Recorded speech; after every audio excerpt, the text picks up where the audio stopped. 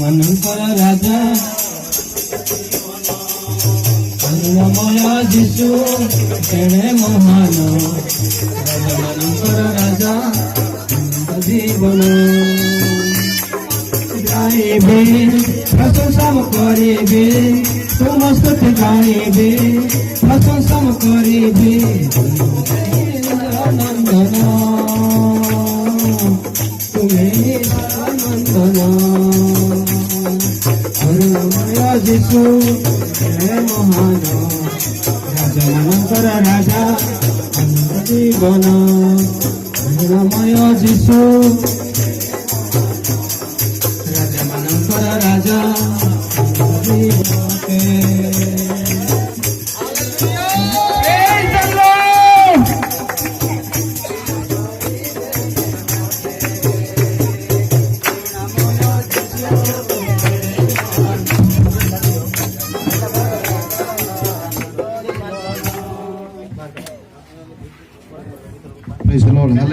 प्रभुଙ୍କର ଧନ୍ୟବାଦ ହଉ ଆଜିର এই ସୁନ୍ଦର ସମୟରେ ପୁନର୍ବାର ପ୍ରଭୁ ଆମମାନଙ୍କୁ ଗୋଟେ ସୁଯୋଗ ଦେଇଅଛନ୍ତି ଆଜିର ଏହି ଦିନରେ ଏହି ଶୁଭ କାର୍ଯ୍ୟକ୍ରମ କରିବା ନିମନ୍ତେ ଆଜିର ପିସ୍ ହେବେ ତାପରେ ଆମମାନେ Reverend Albert and he will be saying few words of God and he will be praying for this. Very powerful.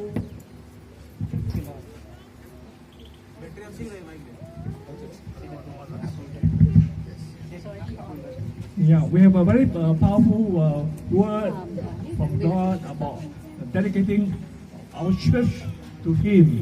আজি এই গৃহକୁ ଉଦ୍ଘାଟନ କରିବା ପାଇଁ ଆମମାନଙ୍କ ମଧ୍ୟରେ ଈଶ୍ୱରଙ୍କର ଗୋଟେ ଅଦ୍ଭୁତ ବାକ୍ୟ ରହିଅଛି।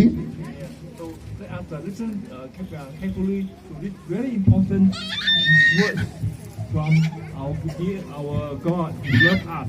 ଆଉ ପ୍ରଭୁ ଯେଉଁ ବାକ୍ୟ ଆମମାନଙ୍କୁ ଦେଇଅଛନ୍ତି ଆମେ ବହୁତ ଯତ୍ନପୂର୍ବକ ସେ ବାକ୍ୟକୁ ଆମେ ଶ୍ରବଣ କରିବା।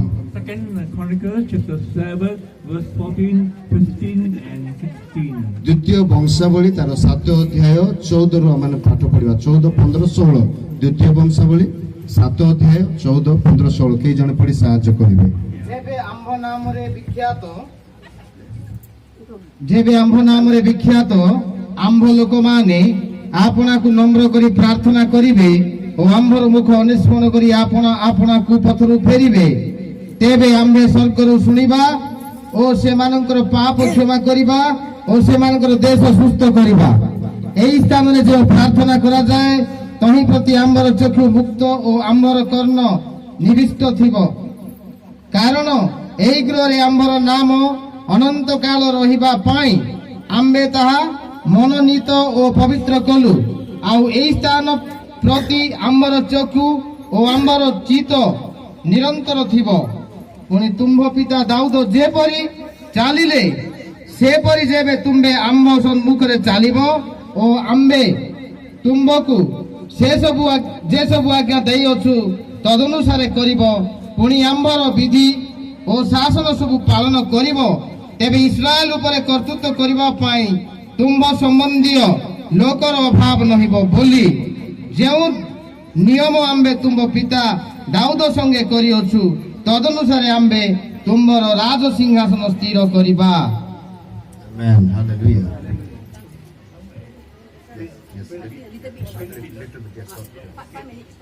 If my people, we are all God's people. ପ୍ରଭୁ କହୁଛନ୍ତି ଏଠାରେ ମୋର ଲୋକମାନେ ଆମେ ସମସ୍ତେ ହଉଛନ୍ତି ଈଶ୍ୱରଙ୍କର ଲୋକମାନେ।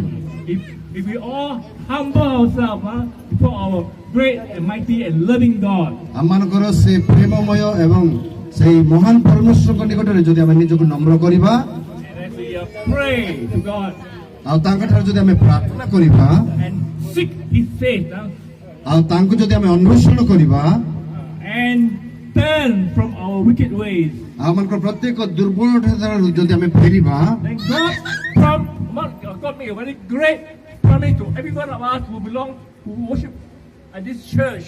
ଆଉ ଯେଉଁମାନେ ଏହି ପ୍ରକାର ତାଙ୍କର ଦୁଷ୍ଟତା ଠାରୁ ଫେରିବେ ପ୍ରଭୁଙ୍କର ମୁହଁକୁ ସେମାନେ ଅନ୍ୱେଷଣ କରିବେ ଏବଂ ପ୍ରଭୁଙ୍କ ଗୃହକୁ ଆସିବେ God made a very great promise which we can all receive and believe in God. ତେବେ ସେମାନଙ୍କ ଠାରେ ଯେଉଁମାନେ ତାକୁ ବିଶ୍ୱାସ କରୁଛନ୍ତି ସେମାନଙ୍କ ଠାରେ ପରମେଶ୍ୱରଙ୍କର ସେହି ଅନୁଗ୍ରହ ପ୍ରତିଜ୍ଞା ସମସ୍ତ ସଫଳ ହେବାର ସମ୍ଭାବନା ରହିଅଛି। And this is a great promise of God which we can fully believe. ଆଉ ଏଇ ଯୋଉ ବାକ୍ୟ ମାନେ ପଢିଲେ ଏହା ଈଶ୍ୱରଙ୍କ ପ୍ରତିଜ୍ଞା ଆମେ ପୂର୍ଣ୍ଣ ମାତ୍ରାରେ ତାକୁ ବିଶ୍ୱାସ କରିବାକୁ ପଡିବ। I will hear your prayers from heaven. ଆଉ ଏଇ ଗୃହରୁ ଯଦି ତୁମେ ପ୍ରାର୍ଥନା କରିବ ତେବେ ସ୍ୱର୍ଗରୁ ମୁଁ ତୁମର ପ୍ରାର୍ଥନା ଶୁଣିବି I will forgive all your sins. ଆଉ ତୁମର ସମସ୍ତ ପାପ ମୁଁ କ୍ଷମା କରିବି And I will heal the land. ଆଉ ତୁମକୁ ମୁଁ ସୁସ୍ଥ କରିବି ତୁମର ସମସ୍ତ ଜାଗାକୁ ମୁଁ ସୁସ୍ଥ କରିବି। This land here will be healed from all problems. ଆଉ ଆମଙ୍କର ସମସ୍ତ ସମସ୍ୟାରୁ ମଧ୍ୟ ସେ ଆମକୁ ସମାଧାନ କରିବେ। So by the healing of this land, our farming here will be done, and the rearing of our chicken and animals will be done with God's blessing. ଆମର ପଶୁ ପକ୍ଷୀ ଜୀବ ଜନ୍ତୁ ଆମର ଚାଷ ବାସ ପ୍ରତ୍ୟେକ ବିଷୟରେ ପ୍ରଭୁଙ୍କର ଆଶୀର୍ବାଦ ଆମେ ପାଇପାରିବା। All who are living in this land, this area, will receive blessings for their life. ଆଉ ଆମମାନଙ୍କ ସହିତ ଯେଉଁ ସମସ୍ତ ବିଷୟ ରହିଅଛି ପ୍ରତ୍ୟେକଟି ବିଷୟ ଉପରେ ପ୍ରଭୁଙ୍କର ଆଶୀର୍ବାଦ ହେବ।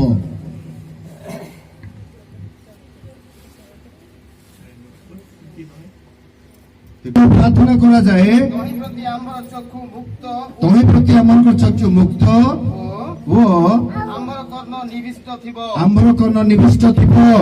Yes. God has promised also that He will open His ears towards all our prayers. ଆଉ ପ୍ରଭୁ ପ୍ରତିଜ୍ଞା କଣ କରନ୍ତି ଯେଉଁ ସମସ୍ତ ପ୍ରାର୍ଥନା ତାଙ୍କଠାରେ ଆମେ କରିବା ସେ ପ୍ରାର୍ଥନା ଶୁଣିବା ପାଇଁ ତାଙ୍କର କର୍ଣ୍ଣକୁ ସେ ଉନ୍ମୁକ୍ତ କରିବେ। He opens His eyes fully to attend fully to our prayers. ଆଉ ସେ ଆମଙ୍କର ପ୍ରାର୍ଥନାକୁ ସମ୍ପୂର୍ଣ୍ଣ ମାତ୍ରାରେ ଶୁଣିବେ ଏବଂ ଉତ୍ତର ମଧ୍ୟ ଦେବେ। And also God's eyes of love will be looking at us. ଆଉ ଈଶ୍ୱରଙ୍କର ସେ ପ୍ରେମରେ ପୂର୍ଣ୍ଣ ସେ ଚକ୍ଷୁ ଆମମାନଙ୍କୁ ମଧ୍ୟ ଦେଖୁଥିବ। So that our prayers will be so that the prayers that is made in this place will be received by Him. ଆଉ ଯାହା କିଛି ମଧ୍ୟ ଆମମାନେ କରିବା ଆଉ ପ୍ରଭୁ ସେ ସମସ୍ତ ବିଷୟରେ ଆଶୀର୍ବାଦ କରିବେ। Yes. 60. କାରଣ ଏହି ଗୃହରେ ଆମ୍ଭର ନାମ ଅନନ୍ତ କାଳ ରହିବା ପାଇଁ ଆମ୍ଭେ ତାହା ମନୋନୀତ ଓ ପବିତ୍ର କଲୁ। ଆଉ ଏହି ସ୍ଥାନ ପ୍ରତି ଆମର ଚକ୍ଷୁ ଓ ଆମର ଚିତ୍ତ ନିରନ୍ତର ଥିବ। God has chosen this place, this house belonging to God.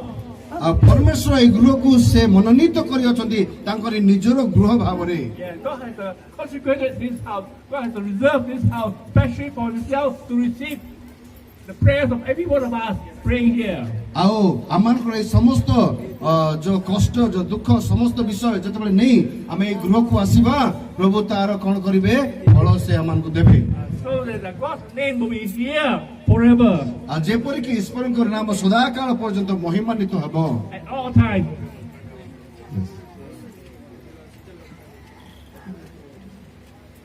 So God will be God's presence will be here in His house. ଆଉ ତାଙ୍କରି ଗୃହରେ ସଦାପ୍ରଭୁ ସଦାସର୍ବଦା ତାଙ୍କର ଉପସ୍ଥିତିକୁ ରଖିବେ। Whenever you have any need, you can come to God's house freely. ଆଉ ଯେତେବେଳେ ଆପଣମାନଙ୍କର କୌଣସି ସମସ୍ୟା ଥାଏ ଆପଣମାନେ ଗୃହକୁ ଆସନ୍ତୁ ପ୍ରାର୍ଥନା କରନ୍ତୁ। You will sense His presence in this house of His. ଆଉ ସେହି ସମୟରେ ଆପଣମାନଙ୍କୁ ସଦାପ୍ରଭୁଙ୍କର ଉପସ୍ଥିତି ଦିଆଯିବ। So let's always come to this house now, bring at all times, and be very full of expectation of knowing, sensing God's presence. ପରମେଶ୍ୱରଙ୍କର ଉପସ୍ଥିତି ଏଠାରେ ଅଛି ଆଉ ସେମାନଙ୍କ ପ୍ରତ୍ୟେକ ପ୍ରାର୍ଥନାର ଉତ୍ତର ଦେବେ ଏହା ଜ୍ଞାତ ହୋଇ ଜାଣିକି ଆମମାନଙ୍କୁ ଏହି ସ୍ଥାନକୁ ଆସିବାକୁ ପଡିବ।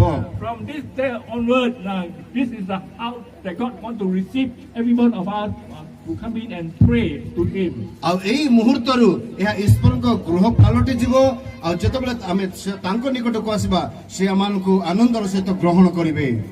ଆମେନ୍। Our Father, according to your own word, this is one of the many very important, very precious promise of yours. ପରମେଶ୍ୱର ତୁମର ଏଇ ବାକ୍ୟ ଯାହା ମାନେ ଶ୍ରବଣ କଲୁ ସେ ବାକ୍ୟ ଅନୁସାରେ ପ୍ରଭୁ ତୁମର ପ୍ରତିଜ୍ଞାକୁ ଆମେ ବିଶ୍ୱାସ କରୁଅଛୁ। This promise of yours is so precious to each of your children staying in this place. ଆଉ ଏଇ ସ୍ଥାନରେ ଯେଉଁମାନେ ରହୁଛନ୍ତି ସେ ସମସ୍ତଙ୍କ ନିମନ୍ତେ ତୁମର ସେ ପ୍ରତିଜ୍ଞା କାର୍ଯ୍ୟକାରୀ ହଉ। Yeah. From today onward, they will know where to go to when they need to pray to you, to seek your face. ଆଉ ଯେତେବେଳେ ସେମାନଙ୍କର କୌଣସି ସମସ୍ୟା ହୁଏ ପ୍ରଭୁ ସେମାନେ କେଉଁ ସ୍ଥାନକୁ ଯିବାକୁ ପଡିବ ତାହା ସେମାନେ ଜାଣନ୍ତୁ। They'll come here to enjoy your presence, enjoy your peace, yet enjoy your love. ଆଉ ପ୍ରଭୁ ସେମାନେ ତୁମର ଉପସ୍ଥିତିକୁ ଆସି ସମ୍ପୂର୍ଣ୍ଣ ଆନନ୍ଦ ଏବଂ ଉଲ୍ଲସିତକୁ ପ୍ରାପ୍ତ ହୁଅନ୍ତୁ। May you speak to each of them who come to this place to look for you, to worship you. ଆଉ ଯେଉଁମାନେ ତୁମର ଆରାଧନା କରିବା ନିମନ୍ତେ ଏହି ଗୃହକୁ ଆସିବେ ପ୍ରତ୍ୟେକଙ୍କୁ ତୁମେ କଥା କୁହ। May you hear and receive their prayers from the heart. ଆଉ ସେମାନଙ୍କ ହୃଦୟର ପ୍ରାର୍ଥନାର ତୁମେ ଉତ୍ତର ଦିଅ ତୁମେ କଥା କୁହ। May you bless them for all their various needs. ଆଉ ସେମାନଙ୍କ ପ୍ରତ୍ୟେକ ଅଭାବ ଉପରେ ତୁମେ ଆଶୀର୍ବାଦ କର ବୋଲି ପ୍ରାର୍ଥନା କରୁଛି। That you, by the grace, that you will be glorified more and more. ଆଉ ତୁମର ସେ ଅନୁଗ୍ରହ ଦତ୍ତ ହେବା ଦ୍ୱାରା ସେମାନେ ଯେପରି ତୁମରି ନାମକୁ ଅତି ମହିମାନ୍ୱିତ କରିପାରିବେ ତୁମେ ଦୟା କର। Let your glory now be manifested again and again at all times. ଆଉ ବାରମ୍ବାର ପ୍ରଭୁ ତୁମର ସେ ଉପସ୍ଥିତି ଏଠାରେ ସେମାନେ ପାଆନ୍ତୁ ବୋଲି ପ୍ରାର୍ଥନା କରୁଛୁ। Your people here are very special because of your presence in your own house. Here. ଆଉ ତୁମରି ଗୃହରେ ତୁମର ଉପସ୍ଥିତି ଦ୍ୱାରା ସେମାନେ ପ୍ରଭୁ ନିଜ ନିଜକୁ ଗୋଟେ ମହତ୍ତ୍ୱ ଭାବରେ ସେମାନେ ଯେପରି ନିଜକୁ ପାଇପାରିବେ ତୁମେ ତାହା କର। Thank you, Abba Father. ଆଉ ଧନ୍ୟବାଦ ପ୍ରଭୁ। In the precious name of the Lord Jesus Christ we pray. এই সমস্ত প্রার্থনা যিশুଙ୍କ ନାମରେ ମାଗିଲୁ ପିତା। ଆମେନ୍ ଆମେନ୍। ପ୍ରେଜ୍ ଦ ଲର୍ଡ।